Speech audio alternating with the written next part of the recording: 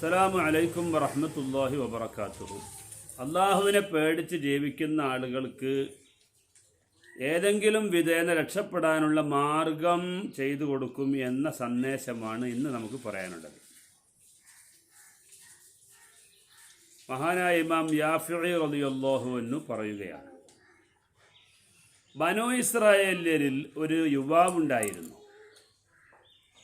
അദ്ദേഹത്തിൻ്റെ ജോലി പുതപ്പ് കച്ചവടം ചെയ്ത് ജീവിക്കുക എന്നതാണ്.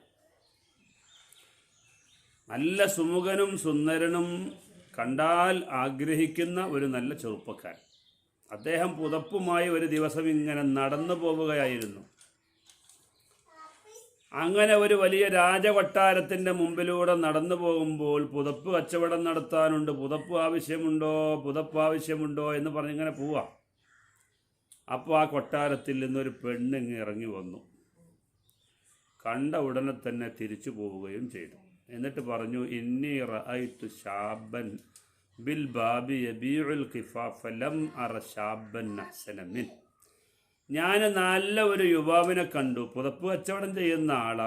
എന്തൊരു സൗന്ദര്യമാണോ, അങ്ങനത്തെ ചെറുപ്പക്കാരനെ ഞാൻ ഇതുവരെ കണ്ടിട്ടേയില്ല എന്ന് രാജകുമാരിയോട് പറഞ്ഞു.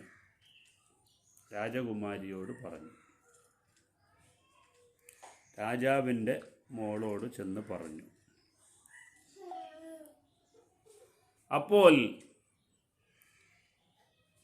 രാജകുമാരി പറഞ്ഞു, നീ അദ്ദേഹത്തെ ഇങ്ങോട്ട് വിളിച്ചു കൊണ്ടുവാ. അപ്പോൾ ആ പെണ്ണ് വീണ്ടും പുറത്തേക്ക് ഇറങ്ങി വന്നു. ആ വീട്ടിൽ ജോലി ചെയ്യുന്ന ആ സെർവൻ്റ് ഇറങ്ങി വന്നിട്ട് പറഞ്ഞു, നിങ്ങളെ വിളിക്കുന്നുണ്ട്, അവിടെ പുതപ്പ് വേണമെന്ന് പറഞ്ഞു. അങ്ങനെ അദ്ദേഹത്തെ വിളിച്ചു കൊണ്ടുവന്നു. വീട്ടിലെത്തിയപ്പോൾ ഒരു റൂമിൻ്റെ ഉള്ളിൽ കയറ്റിയിട്ട് വാതിലടച്ചു. പിന്നെ അടുത്ത ഒരു റൂം തുറന്നു, അതിൻ്റെ ഉള്ളിൽ കയറ്റി പിന്നെയും വാതിലടച്ചു. മൂന്നാമത്തെ ഒരു റൂമിൻ്റെ ഉള്ളിൽ കയറ്റി, അപ്പോഴും വാതിലടച്ചു. മൂന്നാമത്തെ ഒരു റൂമിൻ്റെ ഉള്ളിലേക്ക് കയറ്റിയിട്ട് പിന്നെയും വാതിലടച്ചു. ചുരുക്കി പറഞ്ഞാൽ ആ രാജകുമാരിയുടെ പ്രൈവറ്റ് റൂമിലെത്തി എന്നർത്ഥം. അപ്പോൾ പറഞ്ഞു, ആ ഭരണാധികാരിയുടെ മകള് വരുന്നുണ്ട്. വസ്ത്രവും മുഖവും അതുപോലെ നെഞ്ചുമെല്ലാം വിവസ്ത്രയായ അവസ്ഥയിലാണ് കടന്നു വരുന്നത്. അപ്പോൾ അദ്ദേഹം പറഞ്ഞു, ഇസ്തറൂ ഹാജതക്കും, ആവശ്യമുള്ളത് നിങ്ങൾക്കെടുക്കാം. അപ്പോൾ പറഞ്ഞു, ഇന്നാലം നദ്ഉക ലിഹാദാ ഇന്നമാ ദഅൗനാക ലികദാ, ഞങ്ങൾ നിങ്ങളെ പുതപ്പിന് വേണ്ടിയല്ല വിളിച്ചത്, പിന്നെയോ യാനി തുറാവിദുഹു അൻ നഫ്സി, ലൈംഗികമായി ശാരീരികമായി ബന്ധപ്പെടാൻ വേണ്ടിയാണ് എന്ന് പറഞ്ഞു. ഫഖാല ലഹാ, അപ്പോൾ ചെറുപ്പക്കാരൻ പറഞ്ഞു ആ സ്ത്രീയോട്, ഇത്തഖില്ലാ, അല്ലാഹുവിനെ സൂക്ഷിക്കണേ പെണ്ണേ, വ്യഭിചാരം വലിയ ഗൗരവമുള്ള വിഷയമാണ്. കാലത്ത് അപ്പോൾ ആ പെൺകുട്ടി രാജാവിൻ്റെ മോള് പറഞ്ഞു, ഇല്ലം തുതാബിഅനി അലാമ ഉരീദു അഖ്ബർത്തുൽ മലിക അന്നക ഇന്നമാ ദഖൽത അലയ്യ തുകാബിറുനി. എൻ്റെ ശരീരത്തെ കടന്നാക്രമിക്കാൻ വേണ്ടിയാണ് ഇദ്ദേഹം കടന്നു വന്നത് എന്ന് പറഞ്ഞിട്ട് നിങ്ങളെക്കുറിച്ച് പരാതി പറഞ്ഞുണ്ടാക്കും. അതുകൊണ്ട് മര്യാദക്ക് എനിക്ക് വഴിപ്പെടുന്നതാണ് നല്ലത് എന്ന് ആ രാജാവിൻ്റെ മകൾ ആ പാവം കച്ചവടക്കാരനോട് ആവശ്യപ്പെടുക. അദ്ദേഹം നല്ലോണം ഉപദേശിച്ചു, പക്ഷേ അതിനൊന്നും പരിഹാരമില്ല.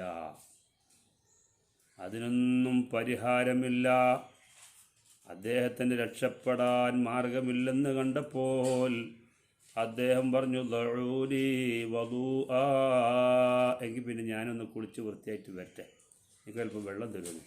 ഫഖാലത്ത് യാ ജാരിയ ദഈ ലഹു വദൂഅൻ ഫൗഖൽ ജൗസഖ് മക്കാനൻ ലാ യസ്തതിഉ അൻ യഫിറ മിൻ. ഒരിക്കലും ഓടാൻ പാടില്ലല്ലോ. അങ്ങനത്തെ ഒരു സ്ഥലത്ത് അവിടുത്തെ ജോലിക്കാരിയെ വിളിച്ചിട്ട് പറഞ്ഞു, ഇദ്ദേഹത്തിന് കുളിക്കാനുള്ള വെള്ളം മേലെ ശരിയാക്കി കൊടുക്ക്. മച്ചിൻ്റെ മേലെ റെഡിയാക്കി കൊടുക്കുക എന്ന് പറഞ്ഞു. അപ്പോഴോ വക്കാനമ്യം ഫൗക്കിൽ ജൗസക്കീലൽ അറുതി അർബവിന് അയാളിങ്ങനെ രക്ഷപ്പെടാനുള്ള മാർഗം നോക്കുമ്പോൾ 40 മുഴം ആഴമുണ്ട്, അടിയിലേക്ക് രക്ഷപ്പെടാൻ മാർഗമില്ല.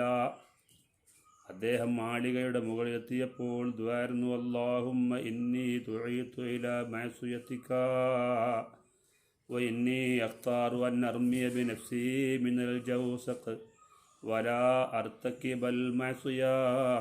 പടച്ചോനെ, ഞാനിപ്പോൾ വ്യഭിചാരത്തിന് ക്ഷണിക്കപ്പെട്ടിരിക്കുകയാണ്. പുതപ്പ് കച്ചവടക്കാരനായി വീട്ടിൽ വന്ന് വഞ്ചിച്ച് പുതപ്പ് വേണമെന്ന് പറഞ്ഞ് വീട്ടിൽ കയറ്റിയിട്ട് എന്നെ വ്യഭിചാരത്തിലേക്ക് ക്ഷണിക്കപ്പെട്ട ഒരവസ്ഥയിൽ എനിക്ക് രക്ഷപ്പെടാനൊരു മാർഗവുമില്ല. ഞാൻ നിനക്ക് ഒരിക്കലും തന്നെ പാപം ചെയ്യുന്ന ഒരവസ്ഥ എനിക്കുണ്ടാകരുത്.